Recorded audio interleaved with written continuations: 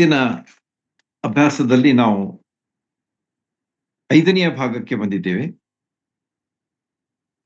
ಆದಿಕಾಂಡದ ಅನ್ವೇಷಣೆ ಅಂತ ಹೇಳಿ ನಾವು ಈಗಾಗಲೇ ಅದನ್ನ ನೋಡಿದ್ದೇವೆ. ಅದರಲ್ಲಿ ಇರತಕ್ಕಂಥ ವಿಷಯಗಳನ್ನು ಸಹ ನಾವು ಅಭ್ಯಾಸ ಮಾಡಿ ಕಂಡುಕೊಂಡಿದ್ದೇವೆ. 2 ಭಾಗಗಳು, 50 ಅಧ್ಯಾಯಗಳ ಈ ಆದಿಕಾಂಡ ಪುಸ್ತಕದಲ್ಲಿ 2 ಭಾಗಗಳು ಇವೆ. ಮೊದಲನೇ ಭಾಗದಲ್ಲಿ 4 ಅಂಶಗಳಿವೆ: ಸೃಷ್ಟಿ, ಬೀಳುವಿಕೆ, ಪ್ರಳಯ ಮತ್ತು ಬಾಬೆಲ್ ಗೋಪುರ. 2ನೇ ಭಾಗಕ್ಕೆ ಬರುವಾಗ ಅಬ್ರಹಾಂ, ಇಸಾಕ್, ಯಾಕೋಬ್ ಮತ್ತು ಯೋಸೆಫ್ ಪಿತೃಗಳು ಅಂತ ಹೇಳಿ ಇವರನ್ನ ಕರೀತಾರೆ ಅಂತ ಹೇಳಿ ನಾವು ಈಗಾಗಲೇ ನೋಡಿದ್ದೇವೆ. ಇವತ್ತು ನಾವು ಯಾಕೋಬನ ವಿಷಯವಾಗಿ ಸ್ವಲ್ಪ, ಅಂದ್ರೆ ಕಳೆದ ವಾರ ನನಗೆ ಪೂರ್ತಿಯಾಗಿ ಮುಗಿಸ್ಲಿಕ್ಕಾಗಲಿಲ್ಲ. ಆದ ಕಾರಣ ಕೆಲವು ಮುಖ್ಯಾಂಶಗಳನ್ನು ಹೇಳಿ ಆಮೇಲೆ ನಿಮಗೆ ನಾನು ಯೋಸೆಫನ ಒಂದು ಜೀವನದ ಕಡೆಗೆ ನಿಮ್ಮ ಗಮನ ಸೆಳೆಯಬೇಕೆಂಬುದಾಗಿ ಇದ್ದೇನೆ.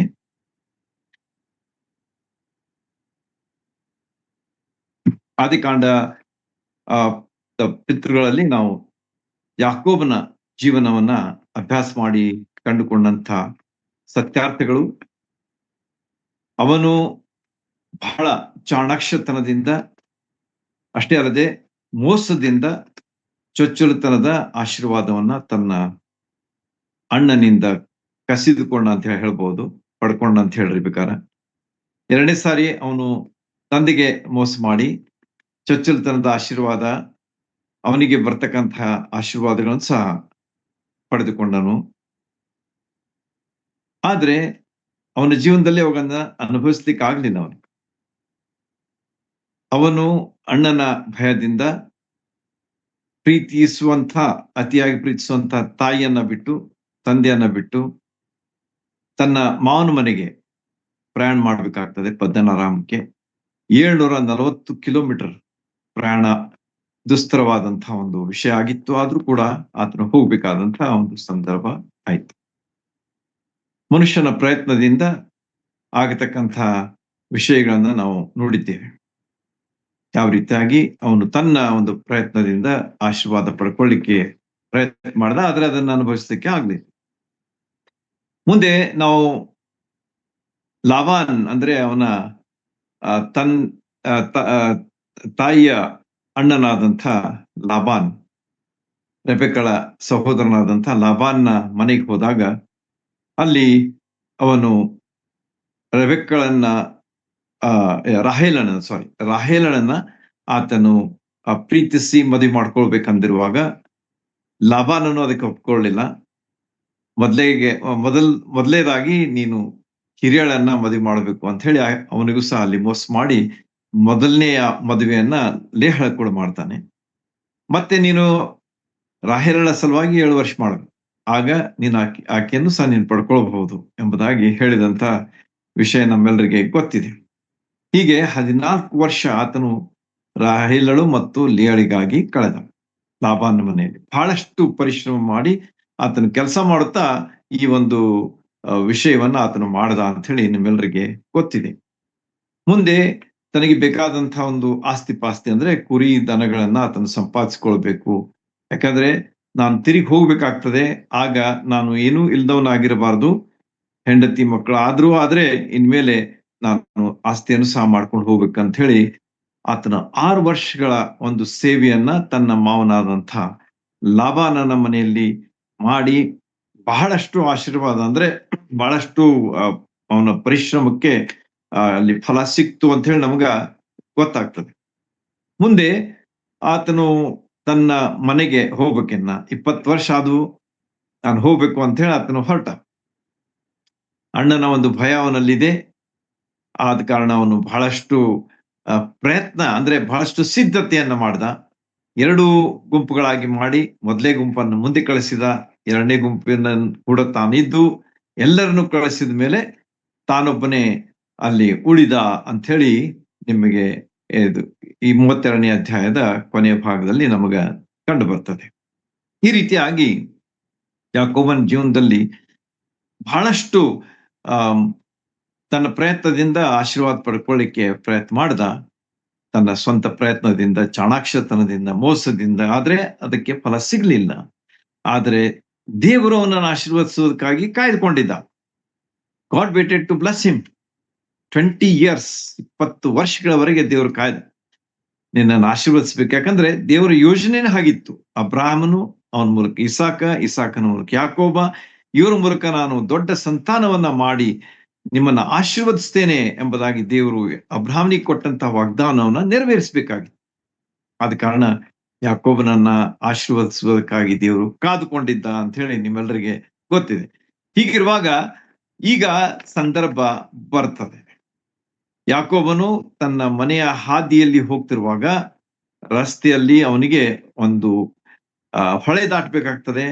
ಯಬ್ಬೋಕ್ ಅಂತ ಹೇಳಿ ಅದರ ಹೆಸರು. ಅಲ್ಲಿ ಆ ಒಂದು ಹೊಳೆಯನ್ನು ದಾಟುತ್ತಿರುವಾಗ ಅಲ್ಲಿ ಒಂದು ಘಟನೆ ನಡೆಯುತ್ತದೆ. ಅದು ನಾನು ಎಕ್ಸ್ಪ್ಲೇನ್ ಮಾಡೋದಿಲ್ಲ, ಸಮಯ ಬಹಳ ಆಗ್ತದೆ ಅಂತ ಹೇಳಿ ನಿಮ್ಮೆಲ್ಲರಿಗೆ ಗೊತ್ತಿರುವಂತಹ ಒಂದು ಮಾತದು. ಅಲ್ಲಿ ಯಾವ ರೀತಿಯಾಗಿ ಒಬ್ಬ ಪುರುಷನು ಈ ಯಾಕೋಬನನ್ನ ಬಂದು ಹಿಡಿತಾನೆ.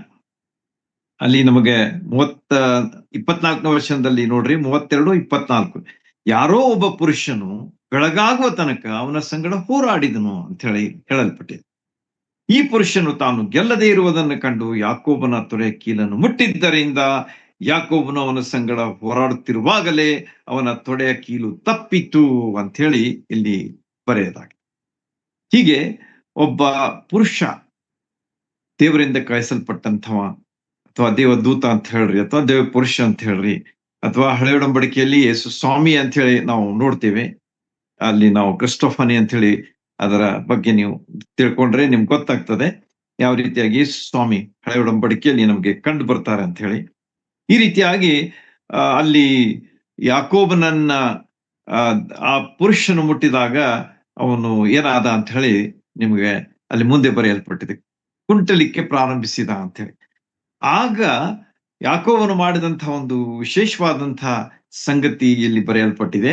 ಅದೇನಂತಂದ್ರೆ, ಯಾಕೋಬನು ನೀನು ನನ್ನನ್ನ ಆಶೀರ್ವದಿಸದ ಹೊರತು ನಿನ್ನನ್ನು ಬಿಡೋದಿಲ್ಲ ಅಂದನು. ನೋಡ್ರಿ, ಈಗ ಅವ್ನ್ ಗೊತ್ತಾಯ್ತು ಏನಂತ ಹೇಳಿ. ದೇವರ ಆಶೀರ್ವಾದ ನನಗ ಬೇಕು. ದೇವರ ಆಶೀರ್ವಾದ ಇಲ್ದಿದ್ರೆ ಏನೂ ಇಲ್ಲ. ಇಷ್ಟೆಲ್ಲ ಇದ್ರೂ ನನಗೇನೂ ಇಲ್ಲ, ಆದ್ರೆ ದೇವರ ಆಶೀರ್ವಾದ ಇದ್ರೆ ನನಗೆಲ್ಲ ಇದೆ ಎನ್ನುವಂತಹ ಒಂದು ತಿಳುವಳಿಕೆಗೆ ಬಂದು ಆತನು ಆ ಹೋರಾಡಿದಂತಹ ಮನುಷ್ಯನನ್ನ ಬಿಡ್ಲಿಲ್ಲ. ಅವನ್ ಬೆಳಗಾಗುವ ತನಕ ಆತನು ಹೋರಾಡಿದ ಅಂತ ಹೇಳಿ ಇಲ್ಲಿ ಬರೆಯಲ್ಪಟ್ಟಿದೆ. ಕೊನೆಗೆ ಅವನಿಗೆ ಹೇಳ್ತಾನೆ ಏನಂತ ಹೇಳಿ, ನೀನು ನನ್ನನ್ನು ಆಶೀರ್ವದಿಸಿದ ಹೊರತು ನಿನ್ನನ್ನು ಬಿಡುವುದಿಲ್ಲ ಅಂದನು. ಆ ಪುರುಷನು ನಿನ್ನ ಹೆಸರೇನು ಎಂದು ಕೇಳಿದನು. ಹೀಗೆ ಯಾಕೋಬನ ಜೀವನದಲ್ಲಿ ಈಗ ಅವನು ಅರಿವಾಯ್ತು, ಅವನು ನಾನು ದೇವರ ಆಶೀರ್ವಾದ ಪಡ್ಕೊಳ್ಬೇಕು. ಇದೇ ಒಂದು ಸಂದರ್ಭ ದೇವರು ನನಗೆ ತಂದಿದ್ದಾನೆ, ಅದನ್ನ ನಾನು ಕಳ್ಕೊಳ್ಬಾರದು ಅಂತ ಹೇಳಿ ಅವನು ಆ ಮನುಷ್ಯನಿಗೆ ಬಿಡದೆ ಹಿಡಿದು ಅವನಿಗೆ ದೇವರ ಆಶೀರ್ವಾದವನ್ನ ಪಡ್ಕೊಂಡೇ ಬಿಟ್ಟ ಅಂತ ಹೇಳಿ ನಮಗ ಇಲ್ಲಿ ಕಂಡು ಬರ್ತದೆ. ಆಗ ಮನುಷ್ಯ ಕೇಳ್ದ ಒಂದು ಪ್ರಶ್ನೆ, ನಿನ್ನ ಹೆಸರೇನು ಎಂದು ಕೇಳಿದ್ದಕ್ಕೆ ಅವನು ಯಾಕೋಬನು ಅಂದನು. ಆ ಮನುಷ್ಯ, ದೇವರಿಂದ ಕಳಿಸಲ್ಪಟ್ಟಂತಹ ಪುರುಷ ಏನ್ ಮಾಡ್ದ ಅಂತಂದ್ರೆ, ನಿನ್ನ ಹೆಸರೇನು? ಯಾಕೋಬ ಕೇಳ್ತಾ ಇದ್ದ ನನ್ನ ಆಶೀರ್ವದಿಸು, ಆದ್ರೆ ಆ ಮನುಷ್ಯ ಹೇಳ್ತಾ ಇದ್ದ ನಿನ್ನ ಹೆಸರೇನು? ಆಗ ಯಾಕೋಬ ಹೇಳ್ದ, ನನ್ನ ಹೆಸರು ಯಾಕೋಬ ಅಂತ ಹೇಳಿ. ಆಗ ಆ ಪುರುಷನು ಯಾಕೋಬನಿಗೆ ಹೇಳಿದಂತ ಮಾತು ಬಹಳ ವಿಶೇಷವಾಗಿದೆ. ಅದೇನಂತ ಹೇಳಿದ್ರೆ, ಇನ್ನು ಮೇಲೆ ನೀನು ಯಾಕೋಬನೆನಿಸ್ಕೊಳ್ಳುವುದಿಲ್ಲ, ದೇವರ ಸಂಗಡಲು ಮನುಷ್ಯರ ಸಂಗಡಲು ಹೋರಾಡಿ ಗೆದ್ದವನಾದದ್ದರಿಂದ ನಿನಗೆ ಇಸ್ರಾಯೇಲ್ ಎಂದು ಹೆಸರುಂಟಾಗುವುದು ಎಂದು ಹೇಳಿದನು ಎಂಬುದಾಗಿ ನಮಗ ಇಲ್ಲಿ ಬರೆದದ್ದನ್ನ ನಾವು ನೋಡ್ತೇವೆ. ಅವನ ಜೀವನದಲ್ಲಿ ಅವನು ಆಶೀರ್ವಾದ ಪಡ್ಕೊಳ್ಬೇಕಂತ ಹೇಳಿ ದೇವರ ಹತ್ರ ಕೇಳ್ಕೊಳ್ತಾನೆ, ಅಥವಾ ಮನುಷ್ಯರಿಗೆ ಆತನಿಗೂ ಆಗ್ರಹ ಮಾಡ್ತಾನೆ, ಅಥವಾ ಹೋರಾಡ್ತಾನೆ. ಆದ್ರೆ ಆ ಮನುಷ್ಯ ಕೊಟ್ಟಂತ ಆಶೀರ್ವಾದ ಅದೇನಾಗಿತ್ತು ಅಂತಂದ್ರೆ ಬಹಳ ವಿಶೇಷ ಆಗಿತ್ತು. ಅದು ನಮಗ ಯಾವುದೇ ಒಂದು ಹಣ ಅಥವಾ ಆಸ್ತಿ ಅಥವಾ ಯಾವುದೇ ಲೋಕದ ವಿಷಯಗಳಿಗೆ ಹೋಲಿಸಿದ್ರೆ ಹೋಲಿಸ್ಲಿಕ್ಕೆ ಆಗದಂತಹ ರೀತಿಯಲ್ಲಿ ಆ ಮನುಷ್ಯ ಇವನನ್ನು ಆಶೀರ್ವದಿಸಿದ. ಯಾಕಂದ್ರೆ ಯಾಕೋಬ ಅಂತಂದ್ರೆ ವಂಚಕ, ಮೋಸಗಾರ ಎಂಬುದಾಗಿ ಅವನ ಹೆಸರಿತ್ತು. ಆ ಮನುಷ್ಯ ಏನ್ ಹೇಳ್ತಾನಂತಂದ್ರೆ, ಇನ್ಮೇಲೆ ನೀನು ಮೋಸಗಾರ ಅಲ್ಲ, ವಂಚಕ ಆಗುದ್ ಬೇಡ ನೀನು. ಆದ ಕಾರಣ ನಾನು ನಿನ್ನನ್ನು ಆಶೀರ್ವದಿಸ್ತೇನೆ. ಆ ಆಶೀರ್ವಾದದ ಹೆಸರು ಏನಂತಂದ್ರೆ ಇಸ್ರಾಯೇಲ್ ಎಂಬುದಾಗಿ. ಇಸ್ರಾಯೇಲ್ ಎಂಬುದಾಗಿ ನೀನು ಏನಾಗಿದ್ದೀಯ ಅಂತಂದ್ರೆ ದೇವರ ಸಂಗಡ ಮನುಷ್ಯರ ಸಂಗಡ ಹೋರಾಡಿದಂತಹ ಮನುಷ್ಯ ಆಗಿದ್ದೀಯ. ಆದ ಕಾರಣ ನಿನಗೆ ಇಸ್ರಾಯೇಲ್ ಅಂತ ಹೇಳಿ ನಾನು ಹೆಸರಿಡ್ತೇನೆ ಅಂತೇಳಿ ಆ ಮನುಷ್ಯನು ಅವನಿಗೆ ಹೇಳ್ದ. ಈ ರೀತಿಯಾಗಿ ಒಂದು ದೊಡ್ಡ ಆಶೀರ್ವಾದವನ್ನ ಹೋರಾಡಿ ಪಡೆದುಕೊಂಡಂತಹ ಯಾಕೋಬನ ಜೀವನದಲ್ಲಿ ಅದ್ಭುತವನ್ನ ನಾವಿಲ್ಲಿ ಕಾಣ್ತೇವೆ. ಇದಕ್ಕಾಗಿ ಅವನು 20 ವರ್ಷ ದೇವರು ಅವನಿಗೆ ಇದೇ ಕೊಡ್ಬೇಕಂತ ಹೇಳಿ 20 ವರ್ಷ ದೇವರು ಕಾಯ್ದುಕೊಂಡು ಕೊನೆಗೆ ಅವನಿಗೆ ಅದನ್ನ ಕೊಡ್ತಾನೆ. ಆಗ ಯಾಕೋಬ, ನಿನ್ನ ಹೆಸರು ನನಗೆ ತಿಳಿಸ್ಬೇಕು ಸ್ವಾಮಿ ಅಂದಾಗ ಆ ಪುರುಷನು ನನ್ನ ಹೆಸರನ್ನು ವಿಚಾರಿಸುವುದೇಕೆ ಎಂದು ಹೇಳಿ ಅಲ್ಲಿ ಅವನನ್ನ ಆಶೀರ್ವದಿಸಿದನು ಅಂತ. ಯಾಕೋಬ ಅಷ್ಟಕ್ಕೆ ಮುಗಿಸ್ಲಿಲ್ಲ, ಆದ್ರೆ ಅವನಿಗೆ ಕೇಳ್ದ ಏನಂತ ಹೇಳಿ, ನಿಮ್ ಹೆಸರೇನು ಹೇಳ್ರಿ ಅಂತ ಹೇಳಿ. ಆಗ ಮನುಷ್ಯ ಹೇಳ್ದ, ನನ್ನ ಹೆಸರು ನಿನಗೆ ಯಾಕೆ ಬೇಕಪ್ಪ, ಯಾಕೆ ವಿಚಾರಿಸ್ತಿ ಅಂತ ಹೇಳಿ ಅವನಿಗೆ ಆಶೀರ್ವದಿಸಿದಾಗ ಯಾಕೋಬನಿಗೆ ಗೊತ್ತಾಯ್ತು ಏನಂತ ಹೇಳಿ, ನಾನು ದೇವರನ್ನೇ ಪ್ರತ್ಯಕ್ಷನಾಗಿ ನೋಡಿದ್ದೇನಲ್ಲ ಅಂತ ಹೇಳಿ ಅವನು ತಿಳ್ಕೊಂಡ. ದೇವರನ್ನ ಮುಖಾಮುಖಿಯಾಗಿ ನಾನು ಎದುರಿಸಿದ್ದೇನಲ್ಲ ಅಂತ ಹೇಳಿ ಅವನು ದೇವರನ್ನೇ ಪ್ರತ್ಯಕ್ಷವಾಗಿ ನೋಡಿದ್ದೇನಲ್ಲ, ಆದರೂ ನನ್ನ ಪ್ರಾಣ ಉಳಿದದೆ ಅಂದುಕೊಂಡು ಆ ಸ್ಥಳಕ್ಕೆ ಪೆನಿಯಲ್ ಎಂದು ಹೆಸರಿಟ್ಟನು. ಪೆನಿಯಲ್ ಅಂತಂದ್ರೆ ಏನಂತಂದ್ರೆ ದೇವರ ಮುಖ ಅಂತ ಹೇಳಿ, ದೇವರ ದರ್ಶನ ಅಥವಾ ದೇವರ ಮುಖ ಅಂತೇಳಿ ಅದರ ಅರ್ಥ. ಈ ರೀತಿಯಾಗಿ ಅದ್ಭುತವಾದಂತಹ ಆಶೀರ್ವಾದವನ್ನ ಯಾಕೋಬನು ತನ್ನ ಜೀವನದಲ್ಲಿ ಪಡೆದುಕೊಂಡನು ಅಂತ ಹೇಳಿ ನಮಗ ಈ ಭಾಗ ತಿಳಿಸ್ತದೆ. ಮುಂದೇನಾಯ್ತು ನೋಡೋಣ. ಅವನು ಪೆನುವೇಲನ್ನ ದಾಟುತ್ತಿರುವಾಗ ಸೂರ್ಯೋದಯವಾಯಿತು. ನೋಡ್ರಿ ಎಷ್ಟು ಘಟನೆಗಳಲ್ಲಿ ಘಟಿಸ್ತಾ ಇವೆ. ಸೂರ್ಯೋದಯವಾಯಿತು ಅಂತ ಹೇಳಿ. ಆಮೇಲೆ ಏನಾಯ್ತು, ಅವನ ತೊಡೆಯ ನಿಮಿತ್ತ ಕುಂಟಿಕೊಂಡು ನಡೆದನು ಅಂತ ಹೇಳಿ ಮತ್ತೊಂದು ವಿಷಯ ಅವನ ಜೀವನದಲ್ಲಿ ಆಯ್ತು. ಅದೇನಂತಂದ್ರೆ ಕುಂಟುತ್ತಾ ನಡೆದ. ಆ ಪುರುಷನು ಯಾಕೋಬನ ತೊಡೆಯ ಕೀಲನ್ನು ಮುಟ್ಟಿದ್ದರಿಂದ ಇಸ್ರಾಯೇಲರು ಇಂದಿನವರೆಗೂ ತೊಡೆಯ ಕೀಲಿನ ಮೇಲಿರುವ ಸೊಂಟದ ಮಾಂಸವನ್ನ ತಿನ್ನುವುದಿಲ್ಲ ಎಂಬುದಾಗಿ ನಮಗ ದೇವರ ವಾಕ್ಯ ತಿಳಿಸ್ತದೆ. ಈ ರೀತಿಯಾಗಿ ಅದ್ಭುತವಾದಂತಹ ಒಂದು ಹೋರಾಟದಿಂದ ಪಡೆದುಕೊಂಡಂತಹ ಆಶೀರ್ವಾದ ನಮಗ ಯಾಕೋಬನ ಜೀವನದಲ್ಲಿ ಕಂಡು ಬರ್ತದೆ. ಇಲ್ಲಿ ನಾವು ಅದನ್ನ ಹೆಚ್ಚು ನಾನು ವಿವರಿಸಲಿಲ್ಲ, ಯಾಕಂದ್ರೆ ಸಮಯ ದಾಟ್ತಾ ಇದೆ. ನಾವು ಮುಖ್ಯವಾದಂತಹ ವ್ಯಕ್ತಿಯ ಕಡೆಗೆ ನಾವು ಹೋಗೋಣ. ಆದ್ರೆ ನಾನು ಇದನ್ನ ಯಾಕೆ ಹೇಳಿದೆ ಅಂತಂದ್ರೆ, ಯಾಕೋಬನ ಜೀವನದಲ್ಲಿ ಅವನು ಕಂಡುಕೊಂಡಂತಹ 5 ಹೊಸ ವಿಷಯಗಳನ್ನ ನಾವು ತಿಳ್ಕೊಂಡಿರ್ಬೇಕು. We should know the 5 new things that Jacob experience in his life ಅಂತ ಹೇಳಿ ನಾವು ತಿಳ್ಕೊಳ್ಬೇಕಾದ ಅವಶ್ಯಕತೆ ಆದ ಕಾರಣ ನಾನು ಇದನ್ನ ನಿಮಗೆ ಇವತ್ತು ಹೇಳ್ತಾ ಇದ್ದೇನೆ. ಯಾಕೋಬನ ಜೀವನದಲ್ಲಿ 5 ಹೊಸ ವಿಷಯಗಳನ್ನ ತನ್ನ ಪಡ್ಕೊಂಡ. ಮೊದಲನೇದಾಗಿ, ಹೊಸ ದಿವಸದಲ್ಲಿ ಕಾಲಿರಿಸಿದ. ನೋಡ್ರಿ, ನಾನು ಒತ್ತು ಕೊಟ್ಟು ಓದ್ತಾ ಇದ್ದೆ ಆಗಲೇ, ನೀವು ಅದನ್ನ ನಾನು ತಿರುಗಿ ಓದುವುದಿಲ್ಲ. ಸೂರ್ಯೋದಯ ಆಯ್ತು ಅಂತ ಹೇಳಿ ಅಲ್ಲಿ ನಮಗ ಬರ್ತದೆ. ಅದರ ಅರ್ಥ ಹೊಸ ದಿವಸದಲ್ಲಿ ಯಾಕೋಬನು ಕಾಲಿಟ್ಟನು ಅಂತ ಹೇಳಿ ನಮಗ ತಿಳಿತದೆ. ಹೀಗೆ ಅವನ ಜೀವನದಲ್ಲಿ ಒಂದು ಹೊಸ ದಿವಸದ ಪ್ರಾರಂಭ ಆಯ್ತು. ಇಲ್ಲಿವರೆಗೆ ಅವನು ಜೀವಿಸ್ತಾ ಇದ್ದ, ಲೌಕಿಕವಾಗಿ ಜೀವಿಸ್ತಾ ಇದ್ದ, ತನ್ನ ಬಲದ ಮೇಲೆ ಆತ್ಕೊಂಡು ಜೀವಿಸ್ತಾ ಇದ್ದ, ತನ್ನ ಶಕ್ತಿಯನ್ನ ಆತನು ಆತ್ಕೊಂಡು ಜೀವಿಸ್ತಾ ಇದ್ದ. ಆದ್ರೆ ಈ ಹೊತ್ತು ಹೊಸ ದಿವಸ ಆತನು ದೇವರೊಂದಿಗೆ ಆಶೀರ್ವಾದ ಪಡ್ಕೊಂಡವನಾಗಿ ಕಾಲಿರಿಸ್ತಾ ಇದ್ದಾನೆ ಅಂತ ಹೇಳಿ ನಮಗ ತಿಳಿದು ಬರ್ತದೆ. ಎರಡನೇದಾಗಿ ನಾವು ನೋಡುವಾಗ ಅವನ ಜೀವನವೇ ಬದಲಾಯಿತು ಅಂತ ಹೇಳಿ ನಮಗ ಕಂಡು ಬರ್ತದೆ. ಅವನು ಇಲ್ಲಿವರೆಗೆ ಮೋಸಗಾರನಾಗಿ ಜೀವಿಸಿದ್ದ, ಆದ್ರೆ ದೇವರು ಅವನಿಗೆ ಹೊಸ ಜೀವನವನ್ನ ಕೊಡ್ತಾನೆ, ಹೊಸ ಹೆಸರನ್ನ ಕೊಡ್ತಾನೆ, ಹೊಸ ಒಬ್ಬ ವ್ಯಕ್ತಿಯನ್ನಾಗಿ ಮಾಡ್ತಾನೆ. ಒಂದು ದೊಡ್ಡ ಒಂದು ಹೆಸರನ್ನು, ಅದರಲ್ಲಿ ಅಂದ್ರೆ ಇಸ್ರಾಯೇಲ್, ದೇವರೊಂದಿಗೆ ಮನುಷ್ಯರೊಂದಿಗೆ ಹೋರಾಡಿದಂತಹ ಮನುಷ್ಯ ನೀನು ಎಂಬುದಾಗಿ ಅವನಿಗೆ ಒಂದು ದೊಡ್ಡ ಬಿರುದನ್ನು ಸಹ ಕೊಡ್ತಾನೆ ಅಂತೇಳಿ ಹೇಳ್ಬೋದು. ಆ ಇಸ್ರಾಯೇಲ್ ಅಂತಂದ್ರೆ ಇಡೀ ಜನಾಂಗಕ್ಕೆ ಮೂಲ ಪುರುಷನಾಗಿ ಅಲ್ಲಿ ಯಾಕೋಬನು ಕಂಡು ಬರ್ತಾನೆ. ಇದು ಅವನ ಹೊಸ ಜೀವನದ ಬಗ್ಗೆ ನಮಗೆ ತಿಳುವಳಿಕೆ ಕೊಡ್ತದೆ. ಈ ರೀತಿಯಾಗಿ ದೇವರ ಆಶೀರ್ವಾದದಲ್ಲಿ ಎಷ್ಟು ವಿಷಯಗಳು ನಮಗೆ ಕಾಣ್ತೇವೆ ಎಂಬುದನ್ನು ನಾವು ನೆನ್ಪಿಟ್ಕೊಳ್ಳೋಣ. ಪೆನ್ನು ಪೇಪರ್ ಇದ್ರೆ ಬರ್ತ್ಕೊಳ್ರಿ, ನೋಟ್ ಮಾಡ್ಕೊಳ್ರಿ. ಬಹಳ ಮುಖ್ಯವಾದಂತ ಅಂಶಗಳಿವು, ವಿಷಯಗಳಿವು. ಇದರಿಂದ ನಿಮಗೆ ಸಾಕಷ್ಟು ಆತ್ಮೀಯ ಬಲ, ಆಶೀರ್ವಾದ, ಪ್ರೋತ್ಸಾಹ ನಿಮಗೆ ಸಿಗ್ತದೆ. ಇದರಲ್ಲಿ ಯಾವ ಸಂಶಯನೇ ಇಲ್ಲ. ಹೊಸ ದಿವಸ, ಹೊಸ ಜೀವನ. ಮುಂದೇನಾಯ್ತು ಅಂತ ಹೇಳಿ ನಾವು ನೋಡುವಾಗ ಹೊಸ ಹೆಸರು ಸಹ ಅವನಿಗೆ ಸಿಕ್ತು ಅಂತ ಹೇಳಿ ನಮಗ ಈಗಾಗಲೇ ಗೊತ್ತಾಗಿದೆ. ಯಾಕೋಬ್ ಬೇಡ, ಆದ್ರೆ ಇಸ್ರಾಯೇಲ್ ಬೇಕು ಅಂತ ಹೇಳಿ ದೇವರು ಅವನಿಗೆ ಇಸ್ರಾಯೇಲ್ ಅಂತ ಹೇಳಿ ಹೆಸರನ್ನ ಕೊಟ್ಟನು ಅಂತ ಹೇಳಿ ಹೊಸ ಹೆಸರು ಸಹ ಅವನಿಗೆ ಸಿಕ್ಕಿತು ಎಂಬುದು ಮೂರನೆಯ ಒಂದು ಅಂಶ ಯಾಕೋಬನ ಜೀವನದಲ್ಲಿ. ಮುಂದೆ ನಾವು ನಾಲ್ಕನೇದಾಗಿ ನೋಡುವಾಗ ಅವನ ನಡೆಯೂ ಸಹ ಬದಲಾಯಿತು. ಮೊದಲಿಗೆ ಅವನೇನ್ ಮಾಡ್ತಾ ಇದ್ದ, ಬಹಳ ಒಂದು ಹೆಮ್ಮೆಯಿಂದ ಆತನು ಹೆಜ್ಜೆ ಇಡ್ತಾ ಇದ್ದ. ಅವನ ಮುಖ ಯಾವಾಗಲೂ ಮೇಲಿರ್ತಿತ್ತು. ಯಾಕಂದ್ರೆ ನಾನು ಬಹಳಷ್ಟು ನಾನು ಮಾಡಿದ್ದೇನೆ, ಬಹಳಷ್ಟು ಸಂಪಾದಿಸಿದ್ದೇನೆ ಎಂಬಂಥ ಒಂದು ಹೆಮ್ಮೆ ಅವನಲ್ಲಿ ಇದ್ದ ಕಾರಣ ಅವನು ಯಾವಾಗಲೂ ಆ ಒಂದು ಮುಖ ಎತ್ತಿ ಅಡ್ಡಾಡುವಂತ ಒಬ್ಬ ಮನುಷ್ಯ ಆಗಿದ್ದ. ಆದ್ರೆ ದೇವರು ಅವನೇನ್ ಮಾಡ್ಬಿಟ್ಟ ಅಂತಂದ್ರೆ, ಅವನ ಕೀಲನ್ನು ತೊಡೆ ಕೀಲನ್ನು ಮುಟ್ಟಿದ ಕಾರಣ ಅದು ಕೀಲ್ ತಪ್ಪಿ ಅವನೇನ್ ಮಾಡ್ಲಿಕ್ಕೆ ಶುರು ಆಯ್ತು, ಅವನು ಕುಂಟಲಿಕ್ಕೆ ಶುರು ಮಾಡ. ಕುಂಟುವಾಗ ನಮ್ಮ ಮುಖ ಎಲ್ಲಿರ್ತದೆ, ಕೆಳಗಿರ್ತದೆ ಯಾವಾಗ್ಲೂ. ಈ ರೀತಿಯಾಗಿ ದೇವರು ಅವನ ಜೀವನದಲ್ಲಿ ಆ ಒಂದು ಬದಲಾವಣೆಯನ್ನು ಸಹ, ಅವನ ನಡೆಯನ್ನು ಬದಲಾಯಿಸಿದ ಅಂತೇಳಿ ಈ ದಿವಸಗಳಲ್ಲಿ ನಾವು ಯೇಸು ಸ್ವಾಮಿಯವರನ್ನ ನಮ್ಮ ಜೀವನದಲ್ಲಿ ಕಂಡುಕೊಳ್ಳುವಾಗ ಎಲ್ಲಾ ಹೊಸ ವಿಷಯಗಳನ್ನ ನಮ್ಮ ಜೀವನದಲ್ಲಿ ನಾವು ಅನುಭವಿಸ್ತೇವೆ ಎಂಬುವಂತದ್ದನ್ನ ನಾವು ತಿಳ್ಕೊಂಡಿರ್ಬೇಕು. ಇದು ಕೇವಲ ಯಾಕೋಬನಿಗೆ ಸೀಮಿತವಾದಂತಹ ಒಂದು ಸಂದೇಶ ಅಂತ ತಿಳ್ಕೊಳ್ಬೇಡ್ರಿ. ಆದ್ರೆ ಇದನ್ನ ನಾವು ನಮ್ಮ ಹೊಸ ಜೀವನದಲ್ಲಿ, ಅಂದ್ರೆ ಯೇಸು ಕ್ರಿಸ್ತರನ್ನ ನಮ್ಮ ಸ್ವಂತ ರಕ್ಷಕನನ್ನಾಗಿ ಸ್ವೀಕರಿಸಿಕೊಳ್ಳುವಾಗ, ನಮ್ಮ ಪಾಪಗಳಿಗಾಗಿ ಪಶ್ಚಾತ್ತಾಪ ಪಟ್ಟ ಯೇಸು ಸ್ವಾಮಿಯವರನ್ನು ನಮ್ಮ ಸ್ವಂತ ರಕ್ಷಕನ ಎಂಬುದಾಗಿ ನಾವು ಅಂಗೀಕರಿಸಿಕೊಳ್ಳುವಾಗ ನಮ್ಮ ಜೀವನದಲ್ಲಿಯೂ ಸಹ ಈ ಬದಲಾವಣೆಗಳನ್ನ ನಾವು ಹೊಂದುತ್ತೇವೆ ಎಂಬುದಕ್ಕೂ ಇದು ಒಂದು ಸಾಕ್ಷಿಯಾಗಿ ನಮ್ಮ ಕಣ್ಣ ಮುಂದೆ ಇಡಲ್ಪಟ್ಟಂತಹ ಒಂದು ಭಾಗ. ಈ ರೀತಿಯಾಗಿ ಅವನ ನಡೆಯೂ ಸಹ ಬದಲಾಯಿತು. ಮತ್ತು ಕೊನೆಯದಾಗಿ ನಾವು ನೋಡುವಾಗ ಅವನ ಸಂಬಂಧ ಸಹ ಬದಲಾಯಿತು ಎಂಬುದಾಗಿ ನಮಗೆ ಇಲ್ಲಿ ಕಂಡು ಬರ್ತದೆ.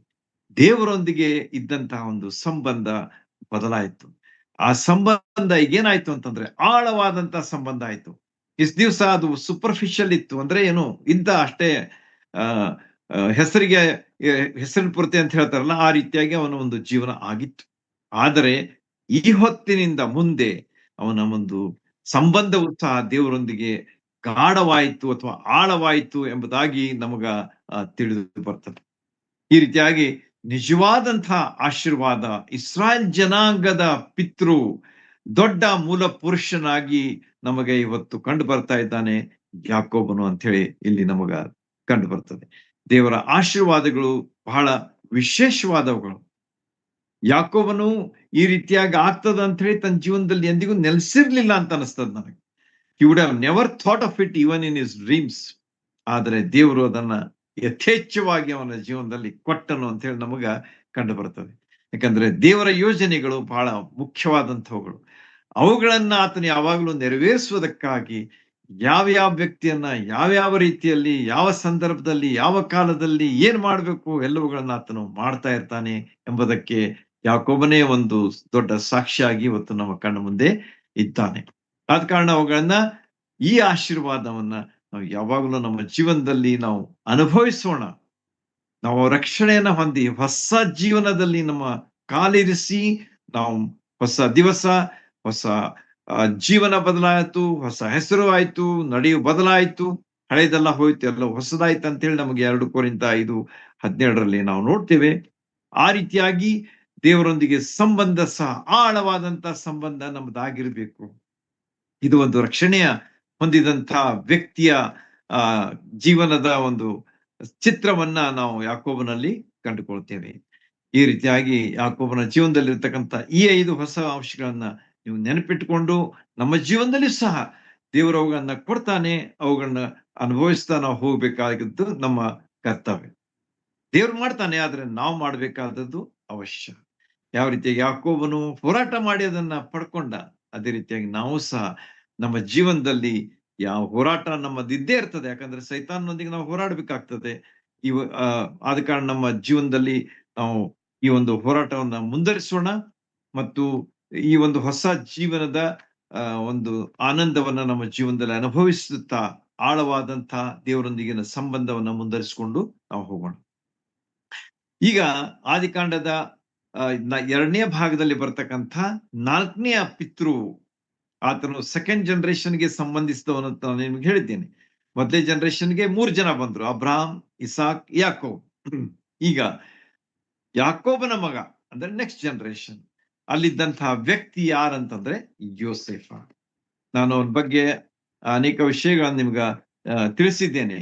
ಕೆಲವು ಸಂದೇಶಗಳನ್ನು ಸಹ ನಾನು ಇದರಲ್ಲಿ ಕೊಟ್ಟಿದ್ದೇನೆ. ಆದ ಕಾರಣ ನಾನು ವಿಚಾರ ಮಾಡ್ತಾ ಇದ್ದೆ, ಈ ವ್ಯಕ್ತಿಯ ಬಗ್ಗೆ ನಾನು ಏನ್ ಹೇಳ್ಬೇಕು ನಿಮಗೆ ಅಥವಾ ಯಾವ ರೀತಿಯಾದ ಸಂದೇಶ ನಿಮಗೆ ಇವನ ಜೀವನದ ಮೂಲಕವಾಗಿ ನಾನು ಹಂಚಿಕೊಳ್ಬೇಕು ಎಂಬುದಾಗಿ ನಾನು ಪ್ರಾರ್ಥಿಸ್ತಾ ಇರುವಾಗ ದೇವರು ನನಗೆ ಈ ಒಂದು ವಿಷಯವನ್ನ ತಿಳಿಸಿದ್ದಾನೆ. ಆ ಆ ವಿಷಯ ಏನಂತಂದ್ರೆ ಕನಸುಗಳಿಗೆ ಸಂಬಂಧಿಸಿದಂತ ಜೀವನ.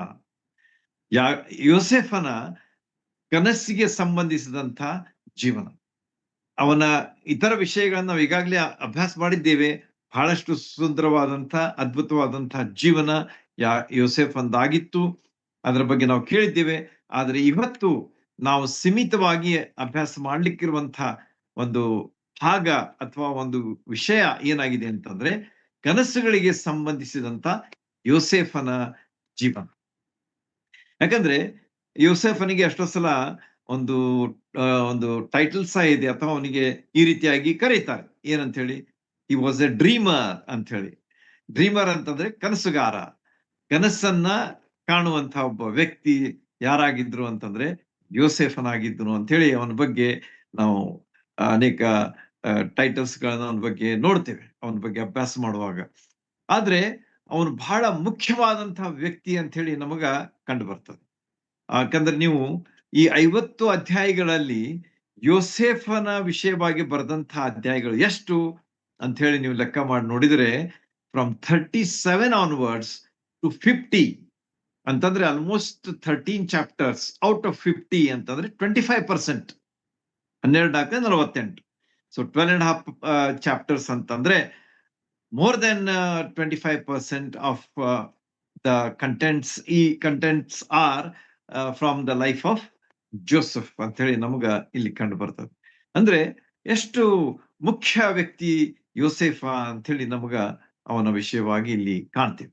ಯಾಕಂದ್ರೆ so much of information are so much of details of his life, ಅವನ ಜೀವನದ ಬಹಳಷ್ಟು ವಿಷಯಗಳನ್ನ ಆದಿಕಾಂಡ ಪುಸ್ತಕದಲ್ಲಿ ನಮಗೋಸ್ಕರವಾಗಿ ದೇವರು ಪವಿತ್ರಾತ್ಮನ ಪ್ರೇರಣೆಯಿಂದ ಬರೆಸಿದ್ದಾನೆ.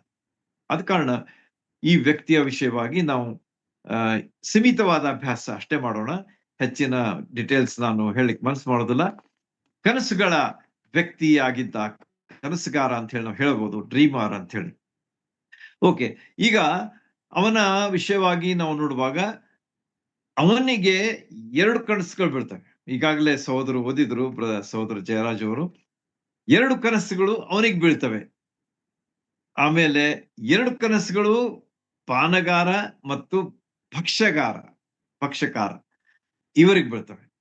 ಓಕೆ, ಮತ್ತೆರಡು ಫರೋ ಅರಸನಿಗೆ ಬೀಳ್ತವೆ. ಈ ರೀತಿಯಾಗಿ ಟೋಟಲ್ 2+2+2 6 ಡ್ರೀಮ್ಸ್.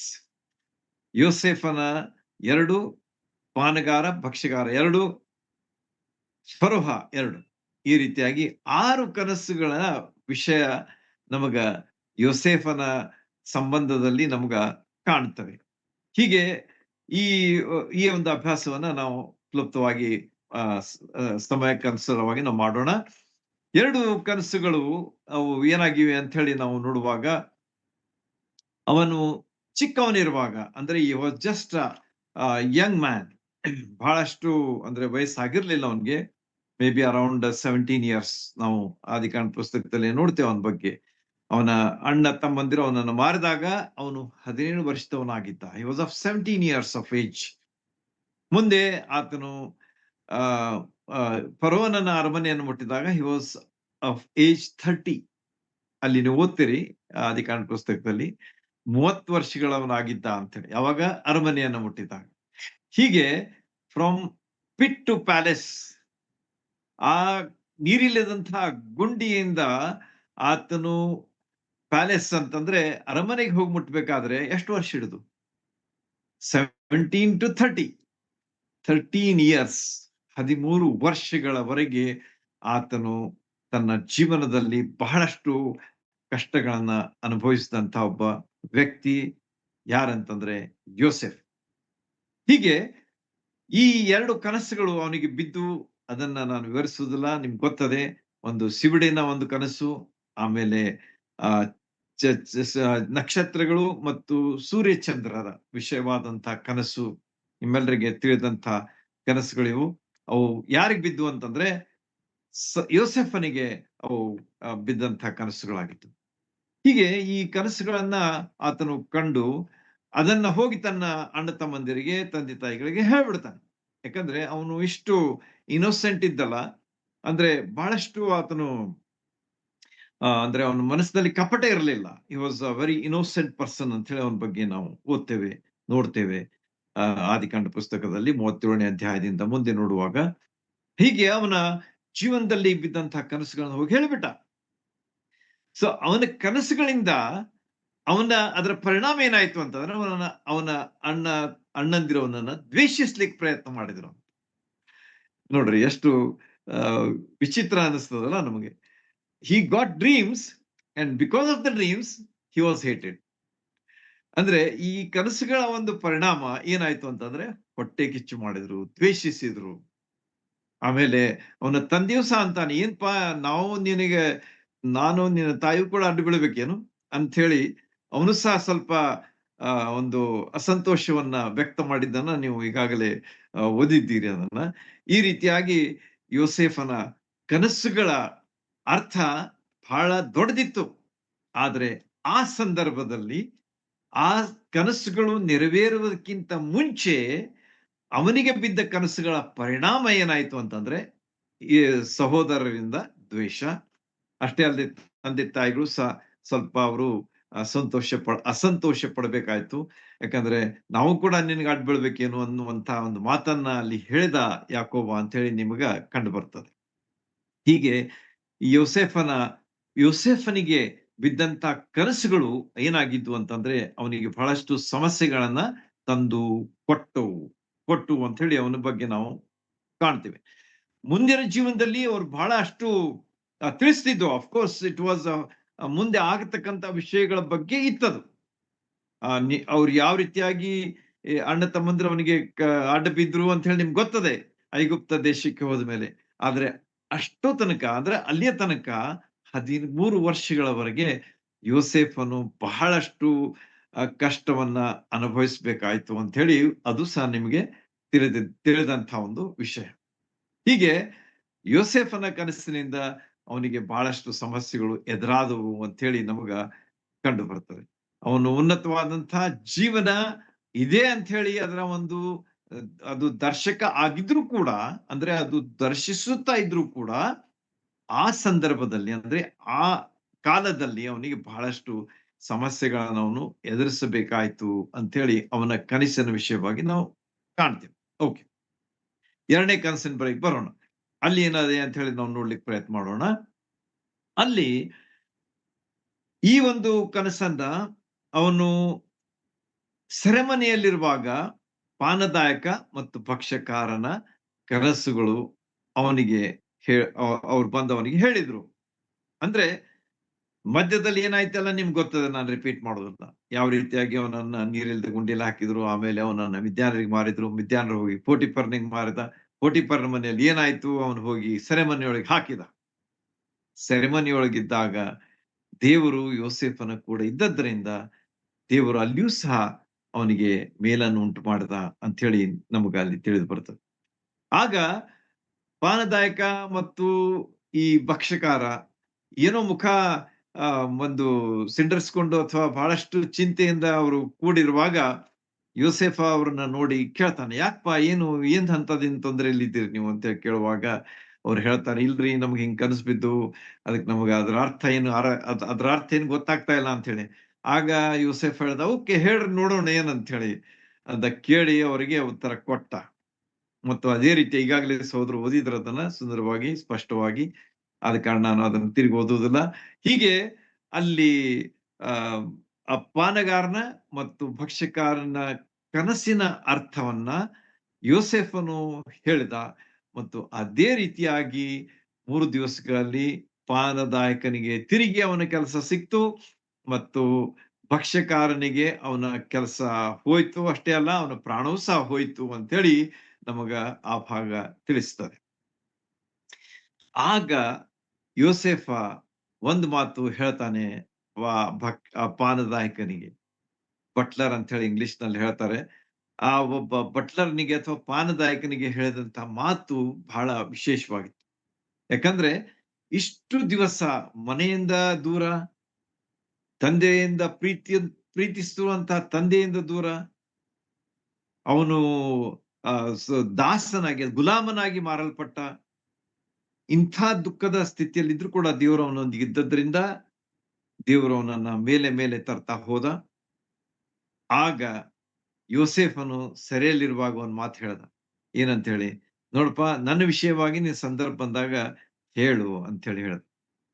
ಆಗ ಪಾನದಾಯಕ ಓ ಎಸ್ ಹೇಳ್ತೀನಿ ಹೇಳ್ತೀನಿ ಅಂತ ಹೇಳಿರ್ಬೇಕಲ್ಲ. ಯಾಕಂದ್ರೆ ಅವನಿಗೆ ಒಂದು ಒಳ್ಳೆಯ ಒಂದು ಸುದ್ದಿಯನ್ನ, ಕನಸಿನ ಅರ್ಥವನ್ನ ತಿಳಿಸಿದ ಕಾರಣ ಅವನಿಗೂ ಬಹಳ ಖುಷಿಯಾಗಿತ್ತು. ಮತ್ತು ಹೇಳಿದಂತೆ ಆಯ್ತು. ಅವನು ಅರಮನೆಗೆ ಹೋಗಿ ಸೇರಿದ, ಅರಸನ ಸೇವೆಯನ್ನ ಮುಂದರಿಸಿದ.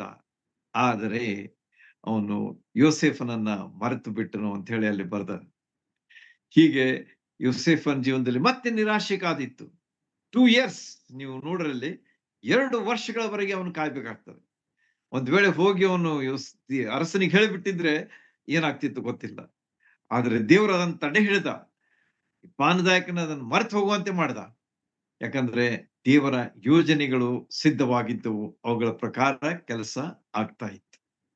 ಆದ ಕಾರಣ ಕನಸುಗಳು ಏನಾಗಿವೆ ಅಂತ ಹೇಳಿ ನಾವು ಯೋಸೇಫನ ಬಗ್ಗೆ ನೋಡುವಾಗ ದೇವರು ಆರಿಸಿಕೊಂಡಂತ ಸಾಧನಗಳಾಗಿದ್ದವು.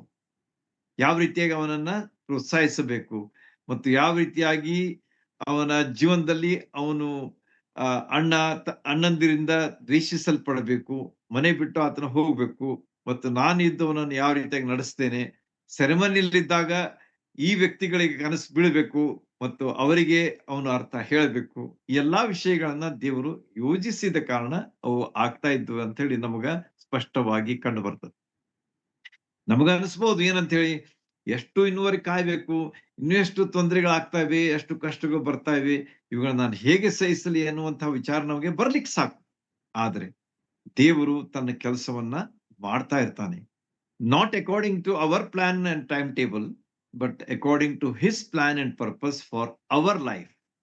ಯಾಕಂದ್ರೆ ಪೌಲನು ಹೇಳ್ತಾನೆ, ಆತನನ್ನ ದೇವರ ಚಿತ್ತದ ಮೇರೆಗೆ ಕರೆಯಲ್ಪಟ್ಟು ಆತನನ್ನು ಪ್ರೀತಿಸುವವರ ಹಿತಕ್ಕಾಗಿ ಎಲ್ಲಾ ಕಾರ್ಯಗಳು ಅನುಕೂಲವಾಗುತ್ತವೆ ಎಂಬುದಾಗಿ ನಮಗ ರೋಮ 8:28 ತಿಳಿಸ್ತದೆ. ನೋಡ್ರಿ, ಎಷ್ಟು ಸುಂದರವಾದಂತಹ ವಚನವನ್ನ ನಾವು ಯೋಸೇಫನ ಜೀವನದಲ್ಲಿ ಸಹ ಇದನ್ನ ಅನ್ವಯಿಸ್ತದೆ ಅಂತ ಹೇಳಿ ಹೇಳ್ಬಹುದು. ದೇವರ ಚಿತ್ತದ ಮೇರೆಗೆ ಕರೆಯಲ್ಪಟ್ಟು ಆತನನ್ನು ಪ್ರೀತಿಸುವವರ ಹಿತಕ್ಕಾಗಿ ಎಲ್ಲಾ ಕಾರ್ಯಗಳು ಅನುಕೂಲವಾಗುತ್ತವೆ. ನೋಡ್ರಿ, ಎಲ್ಲಾ ಕಾರ್ಯಗಳು ಅಂತ ಹೇಳ್ತಾನೆ ದೇವರು. ಪೌಲನು ಎಷ್ಟು ಸ್ಪಷ್ಟವಾದ ರೀತಿಯಲ್ಲಿ ಈ ಮಾತನ್ನ ಹೇಳ್ತಾ ಇರುವುದು ನಮಗೆ ಇಲ್ಲಿ ಕಂಡು ಬರ್ತದೆ. ಆದ ಕಾರಣ ಯೋಸೇಫನ್ ಜೀವನದಲ್ಲಿ ಅನೇಕ ವಿಷಯಗಳು ಅವನಿಗೆ ವಿರುದ್ಧವಾಗಿ ಅಂತ ಹೇಳಿ ಅನ್ಸಿದ್ರು ಕೂಡ, ಏನ್ಪಾ ಎಷ್ಟ್ ದಿವ್ಸ ನಾನು ಗುಲಾಮ್ನಾಗಿರ್ಬೇಕು, ನಾನು ಎಷ್ಟ್ ದಿವ್ಸ ದಾಸನಾಗಿರ್ಬೇಕು, ಎಷ್ಟ್ ದಿವ್ಸ ಸೆರೆಮನೆಯಲ್ಲಿ ಬಿದ್ದಿರ್ಬೇಕು, ನಾನು ಯಾಕೆ ಇಂಥ ಒಂದು ಜೀವನವನ್ನ ಅನುಭವಿಸ್ತಾ ಇದ್ದೇನೆ, ಇಷ್ಟು ತೊಂದರೆ ಕಷ್ಟಗಳನ್ನ ನಾನು ಎದುರಿಸ್ತಾ ಇದ್ದೇನೆ ಅಂತ ಹೇಳಿ ಅವನಿಗೆ ಬಹಳಷ್ಟು ಒಂದು ಮನೋವ್ಯಥೆ ಆಗಿರಬಹುದು. ಆದ್ರೆ ದೇವರ ಮಾತು ಅದು ನಿಜವಾದದ್ದು ಅಂತ ಹೇಳಿ ನಮಗೆ ಇದರಿಂದ ಸಿದ್ಧವಾಗ್ತದೆ. God is always right in all situations and all circumstances in all times. ಆದ ಕಾರಣ ಕೀರ್ತನೆಗ ಹೇಳ್ತಾನೆ ಏನಂತೇಳಿ, God is good all the time ಅಂತ ಹೇಳ್ತಾನೆ. ದೇವರು ಒಳ್ಳೆಯವನು ಯಾವಾಗಲೂ ಅಂತ ಹೇಳ್ತಾನೆ. ಸ್ವಲ್ಪ ಸಮಯ ಅಲ್ಲ, ಬಹಳ ಸಮಯ ಅಲ್ಲ, ಆದ್ರೆ ಯಾವಾಗಲೂ, ಆಲ್ವೇಸ್ ಎಂಬುದಾಗಿ ದೇವರ ವಿಷಯವಾಗಿ ನಾವು ಕೀರ್ತನೆಗಾರರು ಹೇಳುವುದನ್ನ ಕಾಣ್ತೇವೆ. ಈ ರೀತಿಯಾಗಿ ಯೋಸೇಫನ ಜೀವನದಲ್ಲಿ ಅವನ ಕನಸುಗಳು ಏನಾದವು, ಪಾನದಾಯಕ ಭಕ್ಷ್ಯಗಾರನ ಕನಸುಗಳಿಗೆ ಅರ್ಥ ಹೇಳಿದಾಗ ಏನಾಯ್ತು, ಅವನ ಅಪೇಕ್ಷೆ ಏನಿತ್ತು, ಆದರೆ ತಿರುಗಿ ಅವನಿಗೆ ನಿರಾಶೆಯಲ್ಲಿ ಆಯ್ತು. ಯಾಕಂದ್ರೆ ಅವನು ಹೋಗಿ ಅಲ್ಲಿ ಹೇಳಲಿಲ್ಲ ಅರಸನ್ ಬಂದು. ಆದ್ರೂ ಕೂಡ ದೇವರು ಅವನಿಗೆ ಮತ್ತೆ 2 ಕನಸುಗಳನ್ನ ಫರೋಹನ ಜೀವನದಲ್ಲಿ ಫರೋಹನಿಗೆ ಬೀಳುವಂತೆ ಮಾಡ್ತಾನೆ. ಆ 2 ಕನಸುಗಳನ್ನ ನೀವು ಈಗಾಗಲೇ ಕೇಳಿದ್ದೀರಿ, ಅದು ಓದಿದ್ದನ್ನ ಕೇಳಿದ್ದೀರಿ ಮತ್ತು ನೀವು ಸಹ ಓದಿದ್ದೀರಿ. ಅವುಗಳು ಸಹ ಬಹಳ ಮುಖ್ಯವಾದಂತಹ ಪಾತ್ರವನ್ನ ವಹಿಸಿದವು ಯೋಸೇಫನ ಜೀವನದಲ್ಲಿ ಅಂತ ಹೇಳಿ ನಮಗ ಕಂಡು ಬರ್ತದೆ. ಇಟ್ ವಾಸ್ ಲೈಕ್ ಏನ್ ಹೇಳ್ತಾರೆ ಅದಕ್ಕೆ, ಒಂದು ಹೊಸ ಒಂದು ಟರ್ನ್ ಓವರ್, ನ್ಯೂ ಪೇಜ್ ಅಂತ ಹೇಳ್ತಾರಲ್ಲ, ಆ ರೀತಿಯಾಗಿ ಅವನ ಜೀವನದಲ್ಲಿ ಒಂದು ಬದಲಾವಣೆಯನ್ನ ದೇವರು ತೆಗೆದುಕೊಂಡು ಬಂದ. ಓ ನನ್ನ ಮಗನೇ, ನೀನು ನನಗೋಸ್ಕರವಾಗಿ ಜೀವಿಸಿದಂತ ನಿನ್ನನ್ನ ನಾನು ಯಾವ ರೀತಿಯಾಗಿ ಮೇಲ್ ತರ್ತೇನೆ ನೋಡು ಅಂತ ಹೇಳಿ ದೇವರು ಅವನ ಜೀವನದಲ್ಲಿ ಒಂದು ದೊಡ್ಡ ಕಾರ್ಯವನ್ನ ಮಾಡಿದ ಅಂತ ಹೇಳಿ ನಮಗ ಕಂಡು ಬರ್ತದೆ. ಯಾವಾಗ ಫರೋನ ಅರಸನಿಗೆ ಕನಸು ಬಿತ್ತು, ಅವನು ಎಲ್ಲಾ ತನ್ನ ಆ ಆಸ್ಥಾನದಲ್ಲಿರ್ತಕ್ಕಂಥ ರಾಜ್ಯದಲ್ಲಿರ್ತಕ್ಕಂಥ ಜನರನ್ನ ಕೇಳ್ತಾನೆ, ಇದಕ್ಕೆ ಉತ್ತರ ಹೇಳ್ರಿ ಅಂತೇಳಿ. ಆದ್ರೆ ಅರ್ಥ ಹಚ್ಚಲಿಕ್ಕೆ ಯಾರಿಗೂ ಆಗ್ಲಿಲ್ಲ ಅಂತೇಳಿ ನಾವು ನೋಡುವಾಗ ಪಾನದಾಯಕನಿಗೆ ಆ ಒಂದು ನೆನಪಾಯ್ತು. ಅವಾಗ ಯೋಸೆಫ ಸೆರೆಮನಿಲಿದ್ದ ನನ್ನ ಕನಸಿನ ಅರ್ಥ ಹೇಳ್ದ, ಅದ್ರ ಪ್ರಕಾರ ಆಯ್ತು ಅಂತ ಹೇಳಿ ಅರಸನಿಗೆ ಹೋಗಿ ಹೇಳಿದಾಗ ಅರಸನಿಗೆ ಬಹಳ ಖುಷಿ ಆಯ್ತು. ಹೋಗಂಗಾರ ಅವ್ನ್ ಕರ್ಕೊಂಡ್ ಬಂದ್ಬಿಡು ಈಗಲೇ ಅಂತ ಹೇಳಿ. Immediately was scent for. ಆಗ ಯೋಸೇಫನು ಗಡಿಬಿಡಿಯಿಂದ ಸಿದ್ಧನಾಗಿ ಆತನು ಅರಸನ ಸನ್ನಿಧಿಗೆ ಬಂದನು ಅಂತ ಹೇಳಿ ನಮಗ ಅಲ್ಲಿ ಅಲ್ಲಿ ನಾವು ನೋಡ್ತೇವೆ ಆದಿಕಾಂಡ ಪುಸ್ತಕದಲ್ಲಿ. ಅಲ್ಲಿ ಬಂದ ಮೇಲೆ ಏನಾಯ್ತು ಅಂತ ಹೇಳಿ ನಾವು ನೋಡುವಾಗ ಅರಸ ಹೇಳ್ತಾನ ಅವನ ಬಗ್ಗೆ ಬಹಳಷ್ಟು, ನಿನಗೆ ಬಹಳ ಜ್ಞಾನ ಇದೆ ಅಂತ ನಾನು ಕೇಳಿದ್ದೇನೆ, ಕನಸಿನ ಅರ್ಥ ಹೇಳ್ತಿ ಅಂತ ನಾನು ಕೇಳಿದ್ದೇನೆ ಅಂತೇಳಿ. ಆಗ ಯೋಸೇಫನು ಆ ಒಂದು ಮಹಿಮೆಯನ್ನು ಅಥವಾ ಗೌರವವನ್ನ ತಾನು ಸ್ವೀಕರಿಸದೆ ಅದನ್ನ ಏನ್ ಹೇಳ್ತಾನಂತಂದ್ರೆ, ದೇವರು ಅದನ್ನ ತಿಳಿಸ್ಲಿಕ್ಕೆ ಶಕ್ತನಾಗಿದ್ದಾನೆ. He brings God in between. This is most important. ನಮ್ಮ ಜೀವನದಲ್ಲಿ ನಾವು ಎಷ್ಟೋ ಸಲ ಹೆಮ್ಮೆ ಪಡ್ಲಿಕ್ಕೆ ಬಹಳಷ್ಟು ಸಂತೋಷ ಪಡ್ತೀವಿ. ಬೇರೆಯವ್ರು ನಮ್ಮ ಬಗ್ಗೆ ಒಳ್ಳೇದನ್ನು ಹೇಳಿದಾಗ ಬಹಳಷ್ಟು ನಮಗ ಖುಷಿ ಆಗ್ತದೆ. ಆದರೆ immediately we should praise the lord. ದೇವರಿಗೆ ಆ ಮಹಿಮೆಯನ್ನು ನಾವು ಸಲ್ಲಿಸಬೇಕು, ದೇವರಿಗೆ ಗೌರವವನ್ನು ನಾವು ಸಲ್ಲಿಸಬೇಕು. ಯಾಕಂದ್ರೆ ಅದು ನಮ್ದಲ್ಲ, it's only by God's grace. ಪೌಲನು ಸಹ ಹೇಳ್ತಾನೆ, ನಾನು ಏನಾಗಿದ್ದೇನೋ ಆತನ ಕೃಪೆಯಿಂದಲೇ ಎಂಬುದಾಗಿ ಆತನು ತನ್ನ ಪತ್ರಗಳಲ್ಲಿ ಸಭೆಗಳಿಗೆ, ಸಭಿಕರಿಗೆ, ಕ್ರೈಸ್ತರಿಗೆ, ವಿಶ್ವಾಸಿಗಳಿಗೆ ಹೇಳ್ತಾನೆ ಅಂತ ಹೇಳಿ ನಮ್ಗ ಗೊತ್ತಿದೆ. ಈ ರೀತಿಯಾಗಿ ನಾವು ಯೋಸೇಫನ ಜೀವನದಲ್ಲಿ ಮಾಡಿದಂತ ಅದ್ಭುತವಾದಂತಹ ವಿಷಯ ಏನಂತಂದ್ರೆ, ದೇವರಿಗೆ ಘನತೆಯನ್ನ, ಮಹಿಮೆಯನ್ನ, ಗೌರವವನ್ನ ಸಲ್ಲಿಸಿದ್ರು ಅಂತೇಳಿ ನಮಗ ಅಲ್ಲಿ ಅಲ್ಲಿ ಕಾಣ್ತೀವಿ. ಆಗ ಅರಸನ ಕನಸು ಹೇಳಿದವನು ಈ ರೀತಿಯಾಗಿ ಆಯ್ತು. ಬಡಕಲಾದ ಇದು ಕೊಬ್ಬಿದ ಕರುಗಳಿದ್ದು, ಬಡಕಲಾದಂತ ಕರುಗಳಿದ್ದವು, ಮತ್ತು ಬಡಕಲಾದವು ಏನ್ ಮಾಡ್ಬಿಟ್ಟು ಈಗ ಕೊಬ್ಬಿದವುಗಳನ್ನ ನುಂಗಿಬಿಟ್ಟು ಅಂತೇಳಿ ಹೇಳಿದುವಾಗ, ಆದ್ರೆ ಅವುಗಳಲ್ಲಿ ಏನು ಪರಿಣಾಮ, ಏನು ಡಿಫ್ರೆನ್ಸ್ ಕಾಣ್ಲಿಲ್ಲ ಅಂತ ಹೇಳ್ತಾನೆ. ಆಗ ಯೋಸೇಫ ಮೊದಲಿನ ಕನಸಿನ ವಿಷಯವಾಗಿ ತಿಳ್ಕೊಂಡ. ಇಮಿಡಿಯೇಟ್ಲಿ ಅರಸ ಹೇಳ್ದ ಎರಡನೇ ಕನಸು, ಹೀಗೆ ಒಂದ್ ದಂಟಿತ್ತು, ಅದರಲ್ಲಿ ಹಿಂಗ ಇದಾತು, ಚಿಗುರಿದು ಮತ್ತು ಈ ರೀತಿಯ ನುಂಗಿಬಿಟ್ಟು ಅಂತ ಹೇಳಿ ಹೇಳುವಾಗ ಯೋಸೆಫ ಹೇಳ್ತಾನೆ, ಈ ಎರಡು ಕನಸುಗಳು ಅಂತಂದ್ರೆ it is sure to happen. ಕನಸಿನ ವಿಷಯವಾಗಿ ನಾನು ಹೇಳ್ತಾ ಇದ್ದೇನೆ ಅಷ್ಟೇ. ಶ್ಯೂರ್ ಟು ಹ್ಯಾಪನ್, ಎರಡು ಸಲ ಒಂದೇ ಅರ್ಥದ ಕನಸುಗಳು ಬೀಳಲಿಕ್ಕೆ ದೇವರು ನಿನಗೆ ಕೊಡ್ಲಿಕ್ಕೆ ಕಾರಣ ಏನಂತಂದ್ರೆ, ಇವು ಖಂಡಿತವಾಗಿ ಆಗೇ ಆಗ್ತವೆ ಅನ್ನುವುದಕ್ಕೆ ಒಂದು ಖಾತ್ರಿ, ಮೊದಲನೇದಾಗಿ. ಎರಡನೇದಾಗಿ ಎರಡು ಕನಸುಗಳು ಒಂದೇ ಆಗಿವೆ, ಬೋತ್ ಆರ್ ಸೇಮ್. ಅದರ ಅರ್ಥ ಏನಂತಂದ್ರೆ, 7 ವರ್ಷಗಳ ಸುಭಿಕ್ಷ ಕಾಲ, ಆಮೇಲೆ 7 ವರ್ಷಗಳಾದ್ಮೇಲೆ ದುರ್ಭಿಕ್ಷ ಕಾಲ ಉಂಟಾಗ್ತದೆ, ಅಂದ್ರೆ ಬರಗಾಲ ಬೀಳ್ತದೆ. ಆದ ಕಾರಣ ನೀನೇನ್ ಮಾಡ್ಬೇಕು ಎಂಬುದರ ವಿಷಯವಾಗಿಯೂ ಸಹ ವಿವರವಾಗಿ ಯೋಸೇಫನು ಫರೋ ಅರಸನಿಗೆ ಹೇಳ್ತಾನೆ. ನೀನೇನ್ ಮಾಡ್ಬೇಕು, ಈ 7 ವರ್ಷಗಳಲ್ಲಿ ಸುಭಿಕ್ಷ ಕಾಲದಲ್ಲಿ ನೀನೇನ್ ಏನಂತಾರೆ ಅದಕ್ಕೆ, ಜನರಿಂದ ನೀನು ಶೇಖರಿಸಬೇಕು, ಕಾಳುಗಳನ್ನ ಶೇಖರಿಸಿ ಅವುಗಳನ್ನ ಇಡಬೇಕು. ಆಮೇಲೆ ಬರಗಾಲ ಬಂದಾಗ ಅವುಗಳನ್ನ ಏನ್ ಮಾಡ್ಬೇಕು ಅಂತಂದ್ರೆ ಹಂಚ್ಬೇಕು. This is the best solution ಅಂತ ಹೇಳಿ ದೇವರಿಂದ ಪಡ್ಕೊಂಡಂತಹ ಜ್ಞಾನದಿಂದ ಯೋಸೇಫನು ಅರಸನಾದಂತಹ ಫರೋನಿಗೆ ಹೇಳುವಾಗ, ಫರೋನಿಗೂ ಅವನ ಮನೆಯವರಿಗೂ ಅದು ಬಹಳ ಅವರಿಗೆ ಅದು ಔಚಿತ್ಯವನಿಸ್ತು ಅಂತ ಹೇಳಿ ಅಲ್ಲಿ ಹೇಳಲಾಗಿದೆ. ಅಂದ್ರೆ ಬಹಳ ಉಚಿತವಾಗಿ ಹೇಳಿದಂತ ಒಂದು ಒಂದು ಆಲೋಚನೆ ಅಂತ ಹೇಳಿ ಅವ್ರಿಗೆ ಬಹಳ ಒಂದು ಖುಷಿ ಆಯ್ತು. ಆಗ ಅರಸ ಹೇಳ್ತಾನೆ, ನಿನಗಿಂತ ಜಾಣ ಈ ಕೆಲಸಕ್ಕೆ ನಮ್ಗೆ ಯಾರು ಸಿಗ್ತಾರೆ? You are the best person to handle it because you know it ಅಂತ ಹೇಳಿ ದೇವರು ಯೋಸೆಫನಿಗೆ ಆ ಒಂದು ಕೆಲಸವನ್ನ ಕೊಟ್ಟುಬಿಟ್ಟ ಅಂತ ಹೇಳಿ, ಫರೋಹನನ ಮೂಲಕವಾಗಿ ಆ ಕೆಲಸವನ್ನು ಕೊಡಿಸ್ಬಿಟ್ಟ ಅಂತ ಹೇಳಿ ನಾವು ನೋಡುವಾಗ, ಹಿ ಬಿಕೇಮ್ ದ ಸರ್ವಾಧಿಕಾರಿ, ಡಿಕ್ಟೇಟರ್ ಅಥವಾ ಗವರ್ನರ್ ಅಂತ ಹೇಳಿ ಹೇಳ್ತಾರೆ ಇಂಗ್ಲಿಷ್ ನಲ್ಲಿ. ಕನ್ನಡದಲ್ಲಿ ಸರ್ವಾಧಿಕಾರಿ ಅಂತ ಹೇಳಿ ಬರೆಯಲ್ಪಟ್ಟಿದೆ.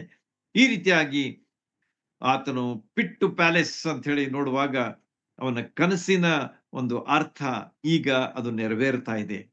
ಆಫ್ಟರ್ ಸೋ ಲಾಂಗ್, ಎಷ್ಟೋ ವರ್ಷಗಳು ಘಟಿಸಿದ ಮೇಲೆ, ಕಳೆದು ಹೋದ ಮೇಲೆ, ಸಮಯ ದಾಟಿ ಹೋದ ಮೇಲೆ, ಈಗ ಅವನ ಕನಸಿನ ನೆರವೇರಿಕೆ ಉಂಟಾಗ್ತಾ ಇದೆ. ಆಮೇಲೆ ಅವನು ಎಲ್ಲಾ ಸುಭಿಕ್ಷ ಕಾಲದಲ್ಲಿ ಎಲ್ಲಾ ರೀತಿಯ ವ್ಯವಸ್ಥೆಯನ್ನು ಮಾಡಿ, ಆ ಧಾನ್ಯ, ದವಸ ಧಾನ್ಯಗಳನ್ನ ಕೂಡಿಸಿಟ್ಟ. ಬರಗಾಲ ಬಂದಾಗ ಅವುಗಳನ್ನ ಹಂಚಲಿಕ್ಕೆ ಶುರು ಮಾಡ್ದ ಅಂತ ಹೇಳಿ ನಾವು ಅವನ ಒಂದು ಜ್ಞಾನದ ಸದುಪಯೋಗವನ್ನ ಆತನು ಮಾಡಿಕೊಂಡ ಅಂತ ಹೇಳಿ ಅವನ ಬಗ್ಗೆ ನಾವು ಓದ್ತೇವೆ.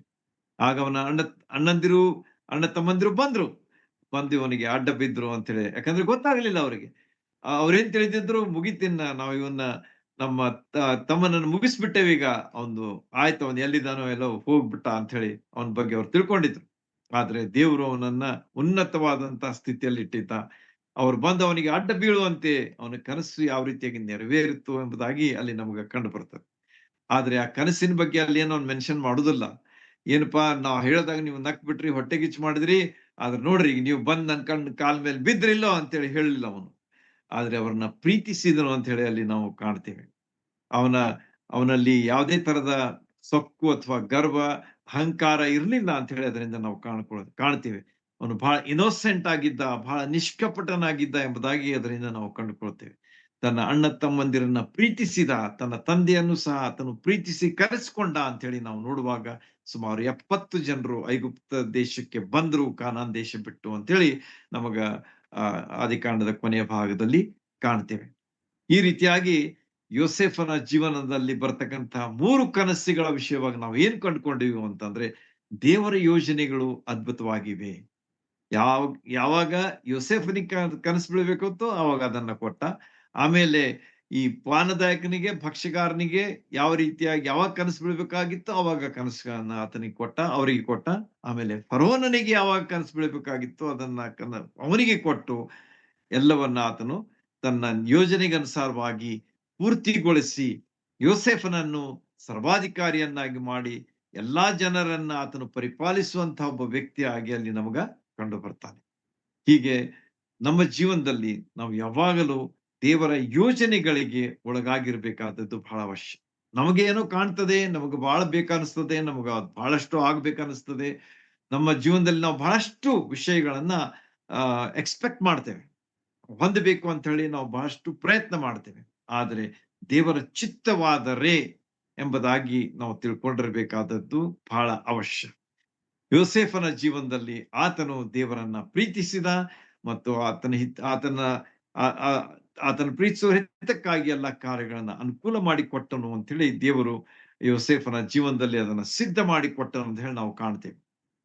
ಯೋಸೇಫ ಏನೋ ಎಕ್ಸ್ಪೆಕ್ಟ್ ಮಾಡ್ದ, ಆ ಪಾನದಾಯಕನ ಕಡೆಯಿಂದ ಹೋದ್ಕೊಳ್ಳೆ ನನಗೀಗ ಸೆರೆಮನಿಯಿಂದ ನನಗೆ ಬಿಡುಗಡೆ ಆಗ್ತದೆ ಅಂತ ಹೇಳಿ. ಆದ್ರೆ ಇಲ್ಲ, God said no, wait for 2 more years. 2 ವರ್ಷಗಳವರೆಗೆ ದೇವರು ಅವನನ್ನು ತಿರುಗಿ ಅಲ್ಲೇ ಸೆರೆಮನಿಯಲ್ಲೇ ಕಳೆಯುವಂತೆ ಮಾಡಿ ಕೊನೆಗೆ ಅರಮನೆಗೆ ಆತನನ್ನ ಸೇರಿಸಿದ ಅಂತ ಹೇಳಿ ನಮಗ ಯೋಸೇಫನ ಜೀವನ ಸ್ಪಷ್ಟವಾಗಿ ತಿಳಿಸ್ತದೆ.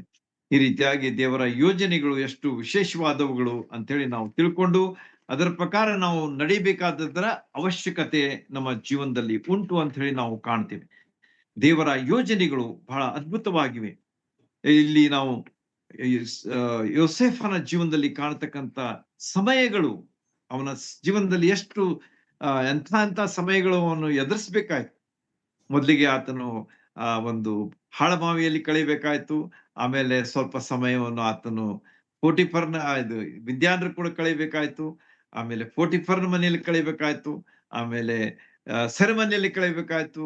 ಕೊನೆಗೆ ಅರಮನೆಯನ್ನು ಹೋಗಿ ಮುಟ್ಟಿದ ಅಂತ ಹೇಳಿ ನಾವು ನೋಡುವಾಗ, ನಮ್ಮ ಸಮಯ ದೇವರ ಕೈಯಲ್ಲಿದೆ ಎಂಬುದನ್ನ ನಾವು ತಿಳ್ಕೊಂಡಿರ್ಬೇಕು.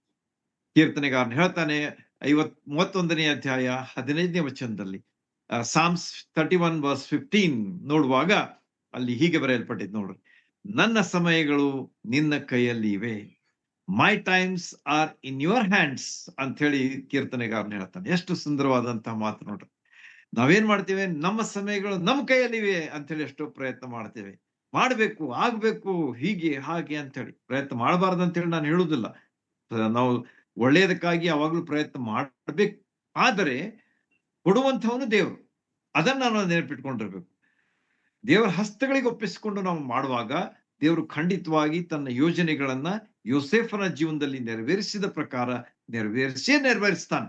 There is no second thought about it. ಅದರಲ್ಲಿ ಯಾವುದೇ ಸಂಶಯ ಇಲ್ಲ. ಅದ್ರ ಬಗ್ಗೆ ನೀವು ಸಂಶಯ ಮಾಡ್ಲಿಕ್ಕೆ ಹೋಗ್ಬೇಡ್ರಿ.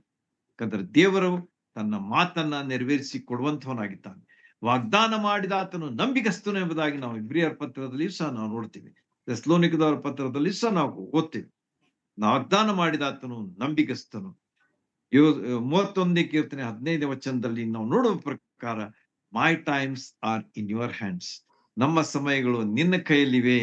ಯಾವ ರೀತಿಯಾಗಿ ಯೋಸೇಫನ ಜೀವನದಲ್ಲಿ ತನ್ನ ಸಮಯವನ್ನ ದೇವರಿಗೆ ಒಪ್ಪಿಸಿಕೊಟ್ಟ ಕಾರಣ ಅವನ ಜೀವನ ಎಷ್ಟು ಅದ್ಭುತವಾದ ರೀತಿಯಲ್ಲಿ ಅದು ಬದಲಾಯಿತು ಮತ್ತು ಅತ್ಯುನ್ನತ ಒಂದು ಸ್ಥಾನಕ್ಕೆ ಏರಿಸಲ್ಪಟ್ಟಂತಹ ಒಂದು ಸುಂದರವಾದಂತಹ ಜ್ವಲಂತ ಉದಾಹರಣೆಯನ್ನ ನಾವು ಯೋಸೇಫನ ಜೀವನದಲ್ಲಿ ಕಾಣ್ತೇವೆ. ಆದ ಕಾರಣ ನಮ್ಮ ಕೈಯಲ್ಲಿ ನಮ್ಮ ಸಮಯ ಇಲ್ಲ, ಅದನ್ನ ನಾವು ತೆಗೆದುಕೊಳ್ಳೋದು ಬೇಡ. ಆದ್ರೆ ಅದನ್ನ ದೇವರ ಕೈಯಲ್ಲಿ ಇರುವಾಗ ದೇವರು ಅದನ್ನ ನೆರವೇರಿಸಿ ಕೊಡ್ತಾನೆ. ಯೆಶಾಯ 30:15ರಲ್ಲಿ ನಾವು ಮತ್ತೊಂದು ವಚನ ಓದ್ತೇವೆ. ಅಷ್ಟು ಹೇಳಿ ನಾನು ಮುಗಿಸ್ತೇನೆ.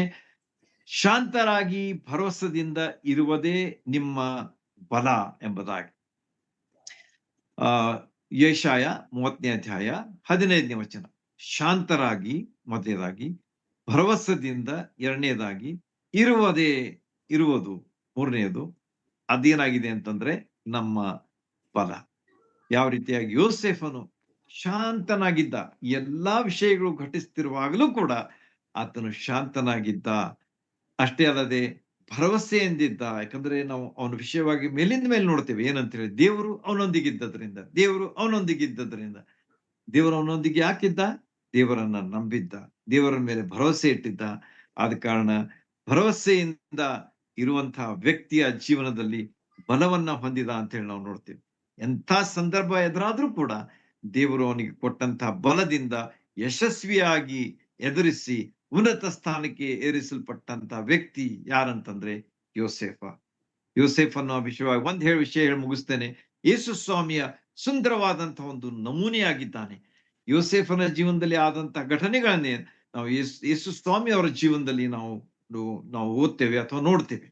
21 ಹೋಲಿಕೆಗಳಿವೆ. ಅದನ್ನ ನನಗೆ ಹೇಳುದಿಲ್ಲ, ಮತ್ತೊಂದು ಸ್ಟಡಿ ಬೇಕಾದ್ರೆ ನಾನು ಹೇಳ್ತೇನೆ. ಅವಾಗ 21 ಕಂಪ್ಯಾರಿಸನ್ಸ್ ಆರ್ ದೇರ್. 21 ಹೋಲಿಕೆಗಳನ್ನ ಯೇಸು ಸ್ವಾಮಿ ಮತ್ತು ಯೋಸೇಫನ ಜೀವನದಲ್ಲಿ ನಾವು ಕಾಣ್ತೇವೆ.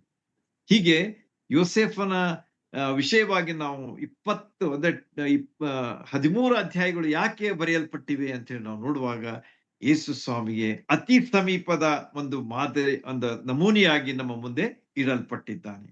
ಅವನನ್ನು ನೋಡುವಾಗ ಯೇಸು ಸ್ವಾಮಿಯ ನೆನಪು ನಮಗಾಗ್ತದೆ ಎನ್ನುವಂತಹ ಒಂದು ಉದ್ದೇಶ ದೇವರದ್ದು. ಇದ ಕಾರಣ ಆತನ ವಿಷಯವಾಗಿ ಅಷ್ಟು ವಿವರಗಳನ್ನ ನಾವು ಆದಿಕಾಂಡ ಪುಸ್ತಕದಲ್ಲಿ ಬರೆದಿರುವ ವಿಷಯವಾಗಿ ನಾವು ಕಾಣ್ತೇವೆ. ಈ ರೀತಿಯಾಗಿ ಯೇಸು ಸ್ವಾಮಿಯ ನಮೂನೆ ಆದಂತಹ, ಯೇಸು ಸ್ವಾಮಿಯ ಹೋಲಿಕೆ ಆದಂತಹ 21 ಹೋಲಿಕೆಗಳನ್ನ ಹೊಂದಿದಂತಹ ವ್ಯಕ್ತಿ ಯಾರಂತಂದ್ರೆ ಯೋಸೇಫ. ಹೀಗೆ ಇಂಥ ಒಂದು ಒಳ್ಳೆಯ ಜೀವನ ಚರಿತ್ರೆಯನ್ನ ಇವತ್ತು ದೇವರು ನಮ್ಮ ಮುಂದೆ ಇಟ್ಟಿದ್ದಾನೆ. 4ನೇ ಪಿತೃವ ಒಂದು ಅಭ್ಯಾಸವನ್ನ ನಾವು ಕಂಡಿದ್ದೇವೆ ಮತ್ತು ಅವನ ಕನಸುಗಳ, ಈ 3 ವ್ಯಕ್ತಿಗಳ ಕನಸುಗಳ ವಿಷಯವಾಗಿ ನೋಡಿದ್ದೇವೆ. ಮತ್ತು ದೇವರು ತನ್ನ ಯೋಜನೆಯನ್ನು ಯಾವ ರೀತಿಯಾಗಿ ಯಾವ ವಿಷಯಗಳನ್ನ ಒಳಗೊಂಡು ಅದನ್ನ ಮಾಡ್ತಾನೆ, ನೆರವೇರಿಸ್ತಾನೆ, ತಾನು ಜೀವವುಳ್ಳಂತಹ ದೇವರೆಂಬುದನ್ನ ತೋರಿಸ್ಕೊಡ್ತಾನೆ ಎಂಬುದನ್ನ ನಾವು ಸ್ಪಷ್ಟವಾಗಿ ಕಂಡುಕೊಂಡಿದ್ದೇವೆ. ಆದ ಕಾರಣ ನಮ್ಮ ಜೀವನದಲ್ಲಿ ನಾವು ಯಾಕೋಬನ ಹಾಗೆ ಹೊಸ ವ್ಯಕ್ತಿಗಳಾಗಿ ಹೊಸ ಬಲದಿಂದ ನಾವು ಮುಂದೆ ಹೋಗೋಣ. ಯೋಸೇಫನ ಚಿತ್ರವನ್ನ ನಮ್ಮ ಮುಂದೆ ಇಟ್ಟುಕೊಂಡು ನಾವು ಆತನನ್ನ ಪ್ರೀತಿಸುವ ಹಿತಕ್ಕಾಗಿ ಎಲ್ಲಾ ಕಾರ್ಯಗಳನ್ನು ಒಳ್ಳೆಯದಾಗಿ ಮಾಡ್ತಾನೆ ಎಂಬುದಾಗಿ ಹೇಳಿದ್ದನ್ನ ಅನುಭವಿಸ್ತಾ ಜೀವಿಸುವುದಕ್ಕೆ ದೇವರು ತನ್ನ ವಿಶೇಷವಾದಂತಹ ಸಹಾಯವನ್ನು ನಮ್ಮೆಲ್ಲರಿಗೆ ದಯಪಾಲಿಸಲಿ. ದೇವರ ನಾಮಕ್ಕೆ ಸ್ತೋತ್ರವಾಗಲಿ.